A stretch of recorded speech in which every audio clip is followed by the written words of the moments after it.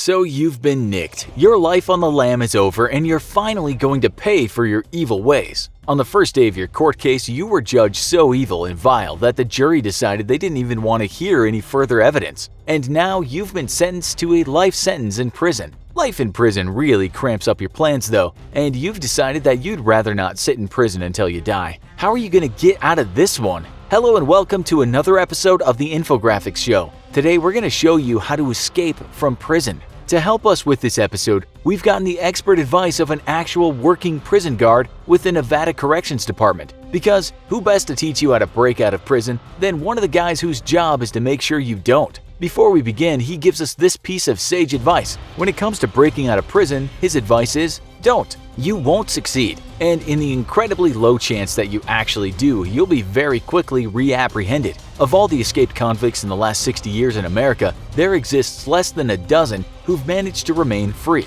Not only are you probably not going to succeed, you're only going to add more time to your sentence, ruin your chance for parole, or if already serving a life sentence, be locked up in solitary for months, maybe even years at a time. Our prison guard expert tells us that solitary should be enough of a threat to anyone. He's seen the biggest, baddest inmates break down into a sobbing mess after just a few weeks, locked up all alone for 23 hours a day. If you think solitary is a joke, consider that you'll be locked up all day and all night long with bright lighting that never dims, a single blanket to cover yourself with, extremely restricted personal materials to include 2 or 3 books, and a pad of paper to write with, and almost no phone calls or family visits. We're gonna go ahead and disregard our expert's advice and plot our prison escape anyways though, because if Jenny McCarthy can convince us all not to vaccinate our kids, we don't need any expert telling us what we should or shouldn't do. Prison escape strategy 1. Fake gun.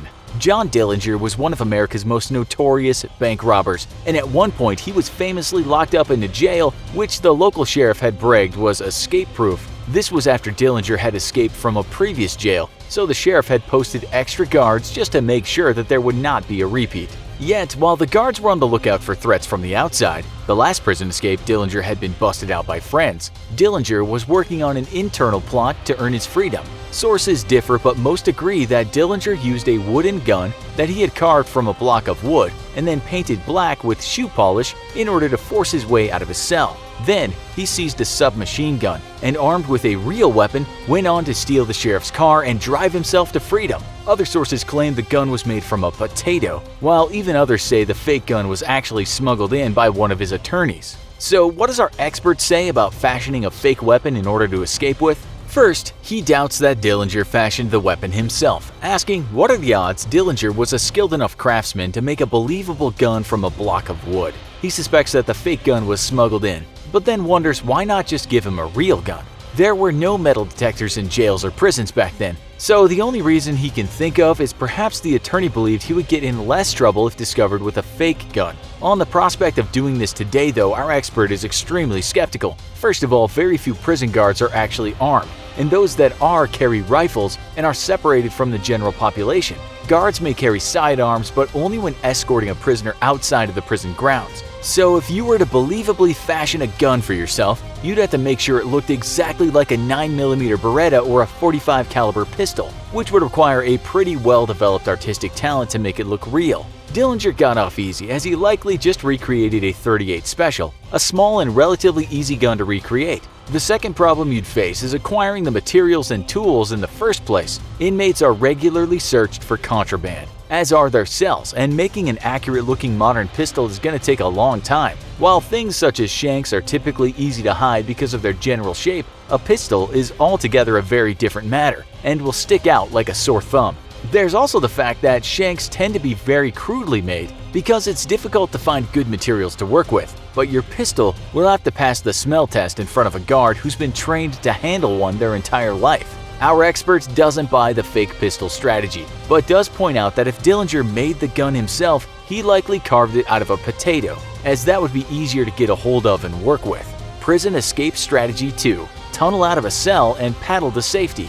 Our next strategy comes straight from the annals of criminal history. On June 11, 1962, Alcatraz inmates Frank Lee Morris and brothers John and Clarence Anglin managed the impossible, escaping from what was thought to be the most inescapable prison in America. The trio used handmade tools to dig a tunnel through their cell walls over the course of a year, and from there managed to get into a ventilation shaft and reach the roof. Once there, they climbed down and scaled a fence, then assembled a raft that they had made out of raincoats and rubber cement that they had stolen. Pumping up the raft with a modified accordion, the men took off into the icy waters of the San Francisco Bay and into the pages of history. So all you have to do is tunnel through your cell's wall to hit an access corridor or ventilation shaft, and then ride a homemade raft to sweet, sweet freedom, or more than likely an icy death.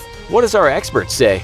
First, our expert points out that Alcatraz used to be an old military fort and was not designed to be an actual prison, just converted to one. This meant that there were several vulnerabilities to the facility that inmates could have used to escape, and this included the weak cement around the cell ventilation shafts. Modern prisons, however, are built from the ground up to be escape-proof, with each cell often being prefabricated as a single solid steel enclosure with small openings for attaching water and ventilation pipes. Modern ventilation pipes, however, are just a few inches and impossible for a man to squeeze through. Enclosed by a steel shell, you won't be tunneling your way through anything without the aid of some heavy-duty power tools, let alone the homemade picks that the Alcatraz trio had fashioned. Then there's also the fact that regular inspections check each cell for any signs of tampering, not just contraband. So you can forget the Shawshank fantasy of hiding your escape tunnel behind a poster on the wall. As far as fashioning an entire raft in life jackets from stolen materials, our experts tell us that that's actually the most achievable part of this prison escape plan.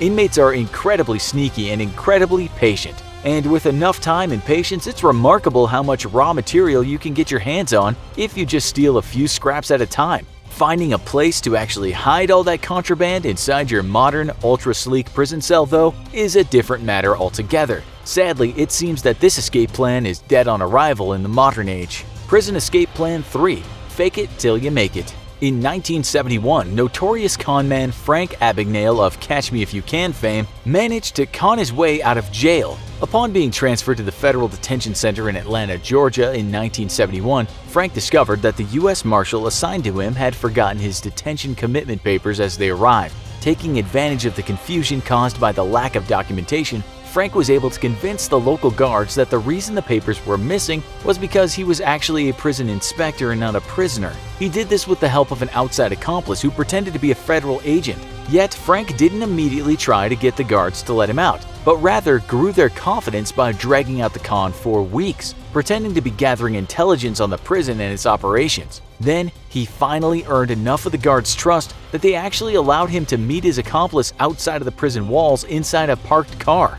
And from there, Frank disappeared. So forget tunneling or making fake guns. Let's try some diplomacy and smooth talking. What does our expert say about this plan? This one is the most realistic of our prison escape plans, he says. People can be incredibly gullible, even prison staff, and some inmates can be incredibly charming or persuasive. Then there's also the fact that most ground floor prison staff simply isn't privy to big overarching administrative operations, such as the insertion of an undercover agent posing as a prisoner, which does happen from time to time, but typically in order to monitor or bust up gang activity. So our expert tells us that the odds of fooling prison guards into believing that you're actually an undercover agent is pretty high if you're a smooth enough talker, let alone if you have outside help to verify it. However, back in the day, the prison system was pretty patchwork, and each prison acted largely independently, without much communication between them and certainly not with the federal government. Since then, though, the prison system has become deeply entangled bureaucratically, and the invention of the internet lets wardens be in constant and easy communication with any federal agency. Trying to pull this stunt in the modern age is simply impossible, as not only would a prison warden be notified of any undercover agents inserted into his prison, but even if he wasn't, verifying the credentials of a possible agent would be as easy as sending an email. Unless your outside contact works directly with the FBI or other major government organization, convincing a warden in the modern age that you're an undercover agent is next to impossible. There's just too many ways to disprove your story. It turns out escaping from a modern prison is way harder than we thought, and though we thought we could outsmart the man and bust you out of jail, it looks like you're stuck serving your full sentence. As our expert tells us, the best way to bust out of prison is simply never get sent to it in the first place, or to have a really good lawyer. But as far as getting out on your own, it's just not going to happen, though he does admit that it still happens from time to time. Each time, though, federal agents coordinate with state agents to discuss the specific escape strategy that the last inmate or inmates used, and then work to close those loopholes at their facilities. So each time someone successfully escapes, they make it that much harder for the next guy. Sorry, but it looks like you're on your own for this one. Just don't drop the soap. How would you try to escape prison? Also, be sure to check out our other video, what the last 24 hours of a death row prisoner look like. Thanks for watching, and as always, don't forget to like, share, and subscribe. See you next time.